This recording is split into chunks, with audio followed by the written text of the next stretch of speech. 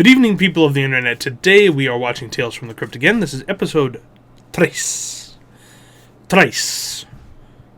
3. 1, 2, 3. Are we fuzzy? We are not fuzzy. We are focused. Today is an interesting episode that deals with a topic of greed, which I do believe pops up every now and then within the series.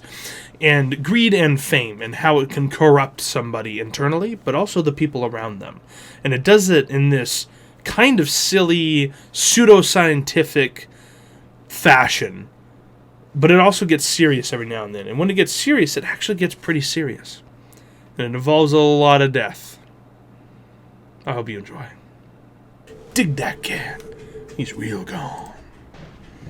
Alrighty, I'm excited. Well, that's kind of neat.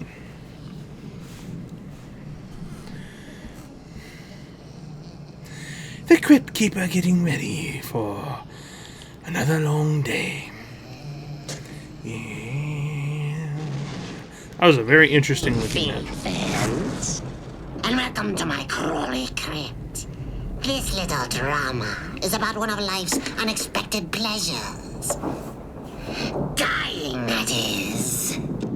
Most of us only get to do it once, and it's all over before you can really enjoy it. But one man did get to die again, and he liked it so much, he started doing it for a living. This is the story of Ulrich the Undying, a sideshow performer who found death not only fun, but profitable. In fact, he is dying to put on a show for you right now. I think I do remember this episode, actually. I think I do. Well, not quite. I remember something about a guy having 9 lives, and that's all I can remember. Come see the show. 100% natural, nothing artificial. Guaranteed no pesticides, but perhaps a homicide. Tonight, this man, our very own Ulrich the Undying, will be sealed into a coffin and buried in a grave 6 feet under to await his inevitable expiration by the grasp of suffocation. So we are introduced to our ringleader here, one of the main characters. I really enjoy this character in this episode. You'll see later, but he's very memeable. In fact, he's got some little quips that I think I will even use in my videos because I think they're hilarious. So, this is the intro. Ulrich will be buried alive at precisely the stroke of midnight, but we're not going to let him out until noon tomorrow, at which time his precious oxygen will have been exhausted. I don't even know how he does it, but even just that short little blip, and that's like a perfect little tag to something. I love it. Listen to it again. I like the shaky close-ups on people's faces. Unsettling. Ulrich. It's a good name, actually. Would I name a kid that? No. But I like the name. Ulrich. Ulrich. Ulrich. Ulrich.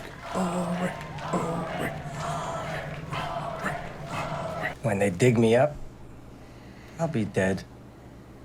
Just like all those bastards want me to be. But I won't stay that way. I remember the day it all began. So we see the spectacle that this is, right? It's interesting. I like stories that start out like this, but we start out at the end of the story, and he takes us through, or kind of narrates through, what happened beforehand. And I won't say it's necessarily a cliche, but it's not done a whole lot, but it has been done for a long time. So yeah, it's not a cliche, but I do like that kind of story sometimes.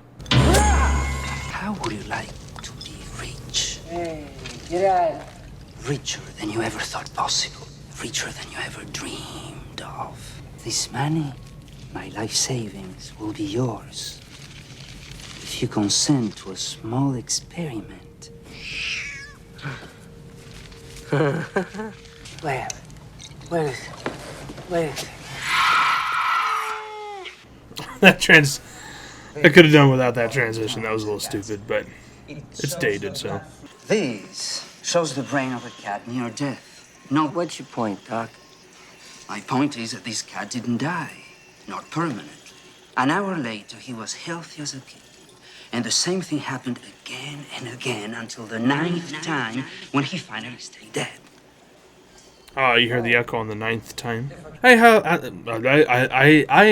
Yes, I how. I like how it has a little bit of scientific in there. Obviously, it's essentially all superstition. I mean, cats obviously don't have 9 lives. They don't repair themselves if they fall off a building. But I do like that it's kind of a mix of the two things. Science and pure superstition, kind of supernatural. Which is kind of fun. I like the idea. Hey, wait a minute. If this don't work, If it doesn't work, you have no complaint. holy, Isn't that where the, what is it, Amdullah Oblongata is or something like that? did it work? Isn't that in the back of the brain? I'm probably wrong. How do I know I've got 9 lives?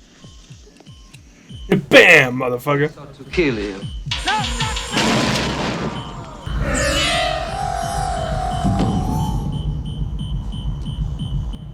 Background music's good. Sounds, I guess, not really music. Welcome back to life. Well, that would be his first death. So he's only got 8 left. Foreshadowing.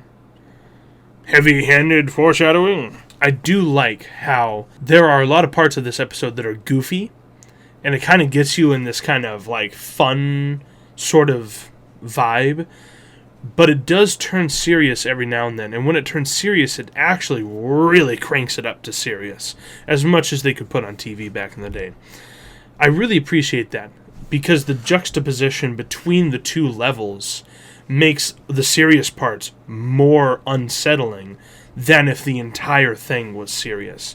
And you'll see elements of the silliness, or if the entire thing was serious, and also if the entire thing was silly, obviously it wouldn't have, the different levels.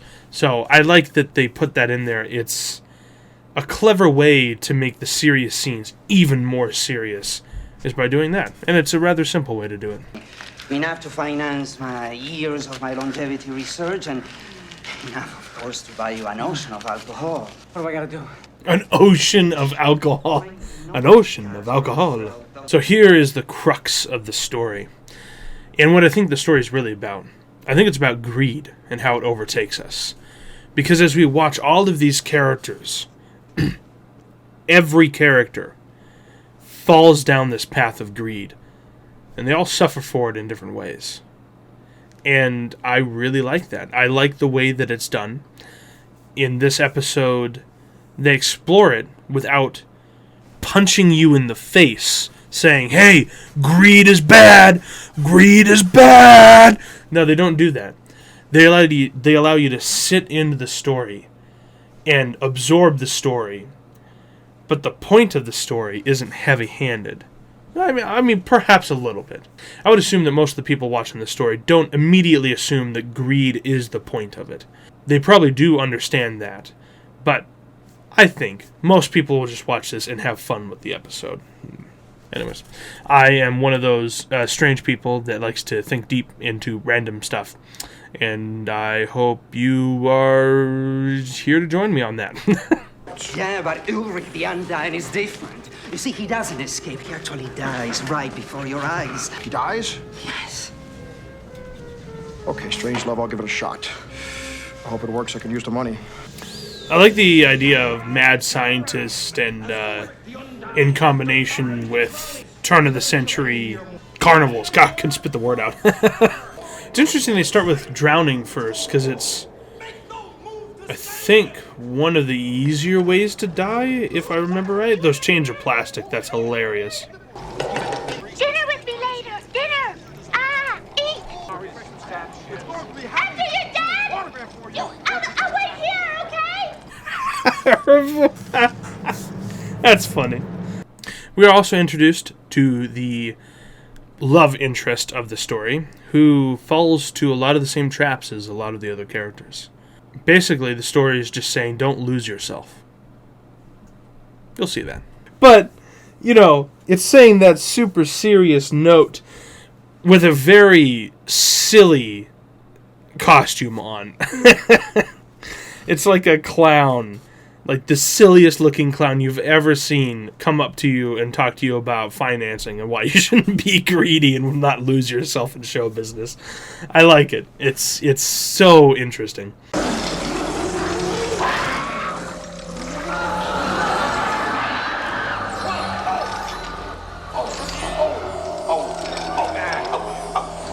Speed it up. That's it. He's better than a possum on the interstate. I love it. The guy is dying. He's like, yeah, speed it up. Oh my god, that's so good. Oh my god. Speed it up. Oh my god. Like I said, he's got memes, man. There's a couple other little clips coming that are just absolutely hilarious. But the fact that he can't even wait for him to die and then come back is the cherry on top. We're gonna still keep him in there for a full hour. For a full hour? Everyone's like, God damn, I don't have the fucking time for that. It's got water coming out of the fucking stethoscope. That's funny. Of course he's gonna come back. Resurrection, Doc! Resurrection! Get the fuck up! Get folks. Shut the fuck up!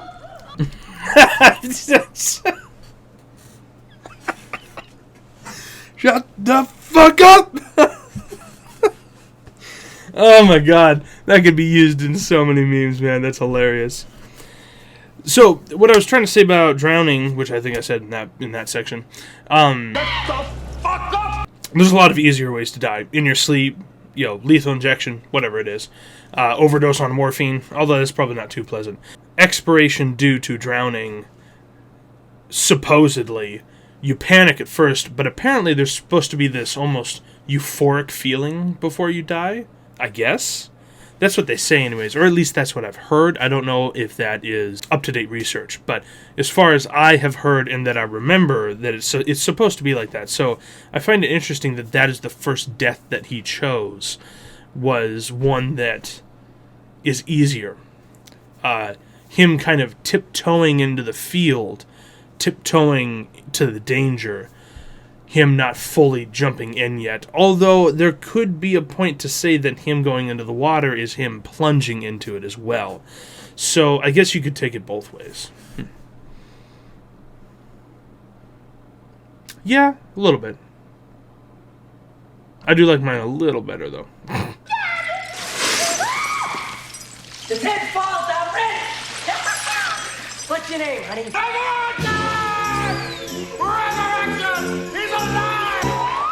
Oh, I get the point of the transitions. It's supposed to be goofy. Okay. Relax, we got a partnership. And I got a date. That's one thing I'll say for old Doc Manfred. He wasted no time getting me killed again. Gather round for a little frontier justice. The implications of being able to die and resurrect, but only having a limited amount of time, it's almost a curse. Yeah, only having 9 lives really seems more like a curse. You know you can die, but you can only die so many times. So there's a limited amount of things that you can do. And to the human brain, that is almost torture in itself. It would be different if he could die forever and always be resurrected and only die from old age. It would be far different. Much more freedom. This is almost like taking a dog from a kennel, putting it in a cage, and then taking that cage outside. You can see the outside, but you can't really use it. You have the fresh air, you have the ambiance, the sunlight, but you're not there. You can't really use it. Now, obviously, he can die. You can smell the air, you can see the sunlight, you can feel the sunlight, but not forever. And it will go away. And you can see that this little sideshow is making quite a bit of money, actually. Like, quite a bit of money. Like, a surprising amount of money. Well, there's not much riding upstairs, but downstairs, what's counting? Corley, pull the lever. There's not much riding upstairs. It's downstairs. It will count.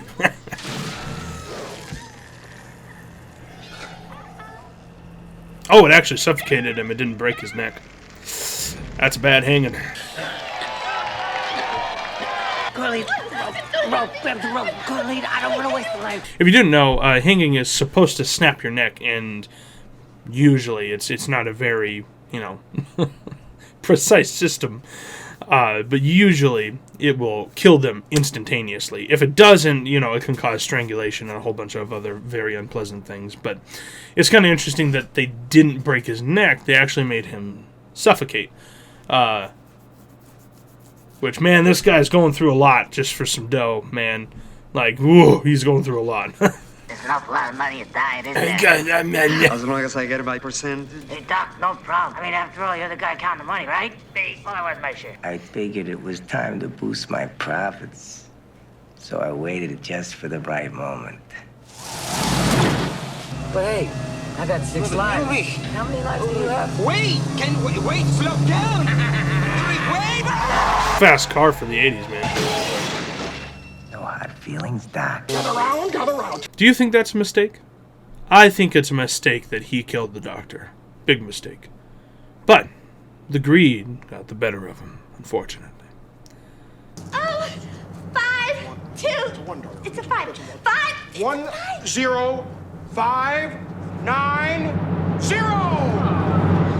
That's me. Oh, I love it. Oh, it's super goofy. Are you ready? You bet your ass I'm ready. You bet your ass I'm ready. Oh my god, another memeable moment. Oh my gosh. See, that's what I'm talking about, like the goofiness. Like, it's super goofy, and then, like, it gets serious. And then super goofy, and then it's serious.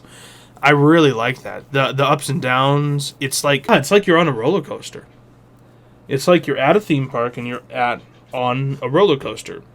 And the goofy parts are like when you come up to the top, you're like, woo, this is fun, and then, whoa, it gets serious again. Huh, I like that. I like that. I'm ready to die. Then nuke 'em! Go for it, Grandma! Take and bake. Resurrection! Or are you gonna make a liar out of me? Resurrection! Okay, Orc. That's one thing I hadn't figured. Some resurrections take longer than others. Interesting. So, like, does the type of death... He puts the cross up. I know that guy. Isn't that Death? Isn't that Death from Supernatural? Oh my god. I love that actor. I can't remember his fucking name. I didn't get to finish my thought because I don't like pausing it when I'm recording. But the implications of having different lengths of death, to me, indicates that there are some things that could probably kill him. Now, it also begs the question, is it purely a scientific thing that is resurrecting him, and the gland that they put into the brain is, would that be metabolically or physiologically, I guess? Physiologically repairing his body to the state it was before the incident or before whatever happened occurred, and then that is resurrecting him? Or is it supernatural, and that the gland that they took from the cat and put into him is a supernatural ability? So, would he come back from a guillotine? That's interesting. And if you could come back from a guillotine, how long would that take? Days, weeks, months? It's interesting. Like I said before, it's almost a curse than it is a blessing, because you can hardly use it, and there's certain situations that I'm sure would not resurrect you from, even though in your head you have it that you can resurrect, which gives you that courage to do dangerous things, which could get you killed even though you think you can't die. Yeah, it's definitely a curse, I think. Gather around! So, the show must go on. Back to dying. Come on, on, Navy, let's go. Show that bimbo what you got. That'll be $1,000, please. Come on, what's $1,000 when you have to kill a real human being? Come on, what are you, afraid? Yes? No, that anchor's away. When you get to kill a real human being! It's interesting that they make it's such a spectacle, right? You can kill a real human being, right? But this for sure would happen. At some point in history, and to this day, there are people that will pay for that kind of thing to happen. Either, mutilation of a person or whatever. So if we take a more serious note at this, if someone had 9 lives, you bet your ass. You bet your ass I'm ready. Either they keep it to themselves and they tell nobody, or they do like this guy and they make money off of it, and they would 100% make money off of it. They really would. Us humans are very barbaric creatures. Come on, boy. You can do it. I know you can. Over there. Junior, don't be a sissy now. I don't want to. Junior. Listen to your father, son. Listen to your father. All right, go on. I'm gonna make a man out of you, boy. Some kids kill rabbits, you can kill people. Come on now, put your hand up. I don't want to kill anybody. I've been killing people for years. Now it's your turn. Come on, you can line it up. I've been killing people for years now. Your turn. That's funny.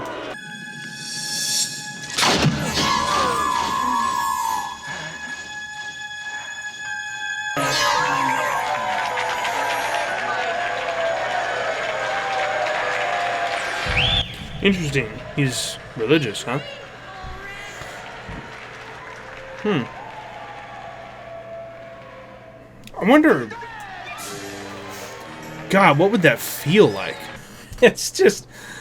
I love the goofy characters, the guy that can't shoot straight, the dad that wants his son to be a man, and all that shit. They have like an archer come in and, $1,000. $1,000 to shoot a human being. And it would probably be like 10,000 or like 50,000 nowadays, and people would pay, man. But another good memeable moment, of course, from our lovable character, the ringleader, whatever his name is. He's dead! He's dead! So now what happens is, because he went to a coroner's before, they signed some sort of paper so that like the body would always stay with them or with his girlfriend. But the cops want to take the body, so the ensuing scene happens. Come and keep this. If there was any objections. Holy shit. This is more money than I make in a year. You're welcome. Can I help you move the body? Yeah. Oh, that's great. He's in a kimono. He's sipping on a margarita. I don't know what that was. It's getting to him. The fame. So, here comes the other part of the story of greed. If money and fame is all that you want, it'll stab you in the back. Kids, stay here! Stay here! Stay here!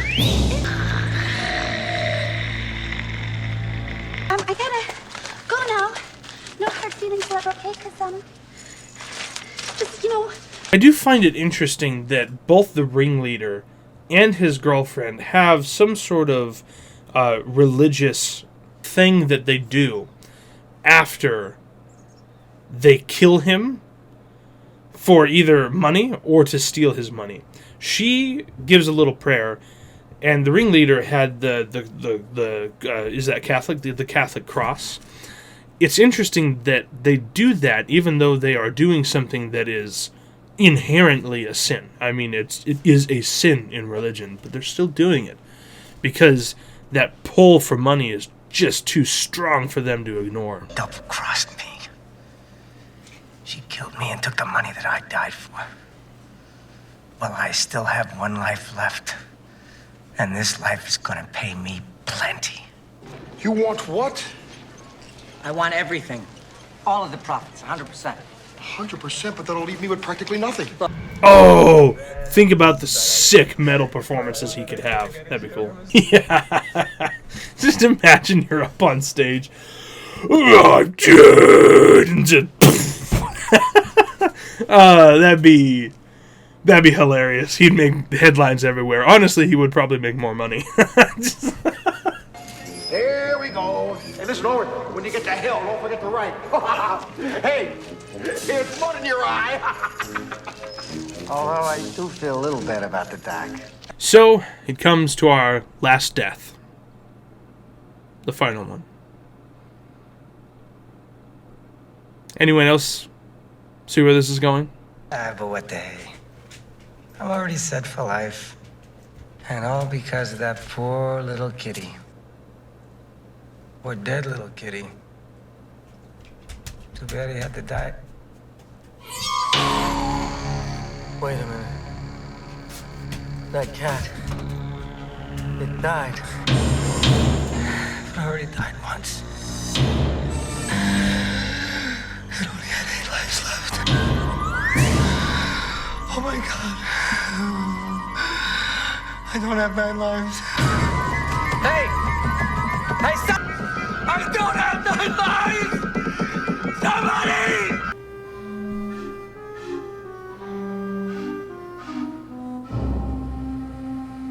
Notice how even towards the end, we're still goofy. We're all the way up. We're goofy. He's cracking jokes.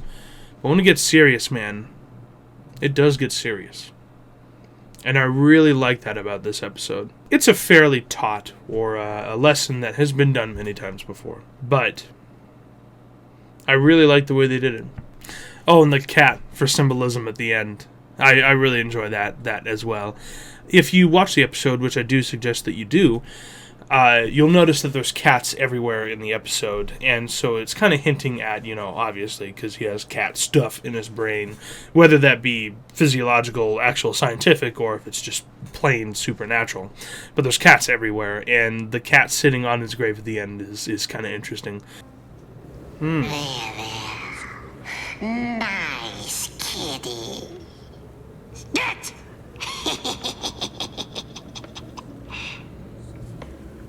Hope you enjoyed our little bedtime story, kids. I did. Alas, poor Ulrich.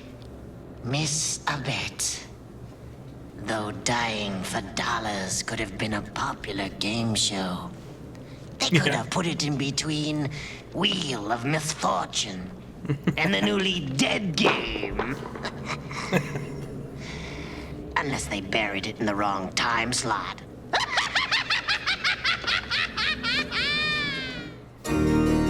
Oh, man, this show's so fucking good. Thank you very much for watching my video all the way to the end, and I hope that you enjoyed it.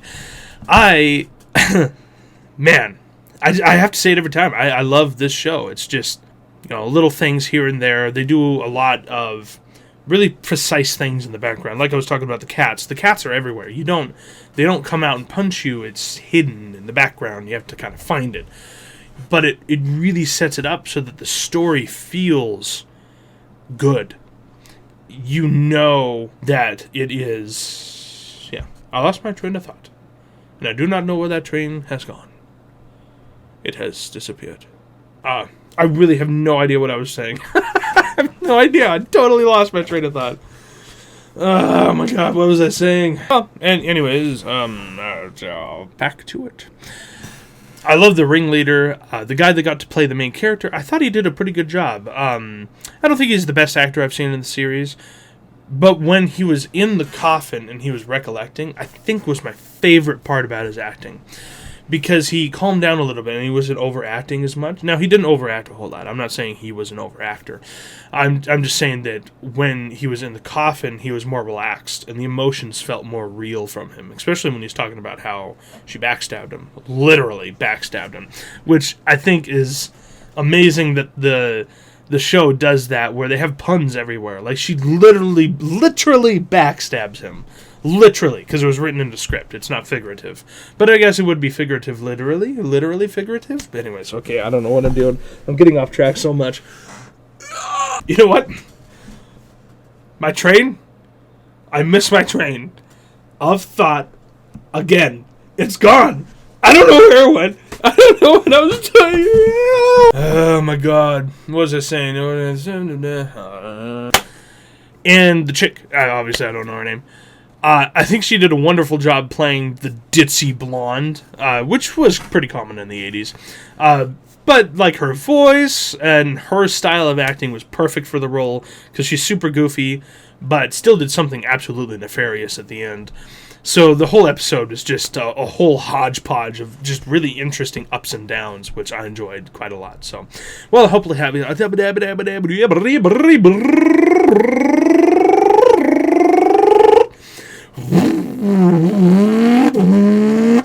hope you have a lovely day, night, or evening, or whatever time it happens to be, wherever you are. And I'll see you next time! Yeah! Imagine they pull him up in the morning, he's fucking dead, and he is dead, and he never wakes up. And I bet you no one fucking gave a shit like 2 days later. There.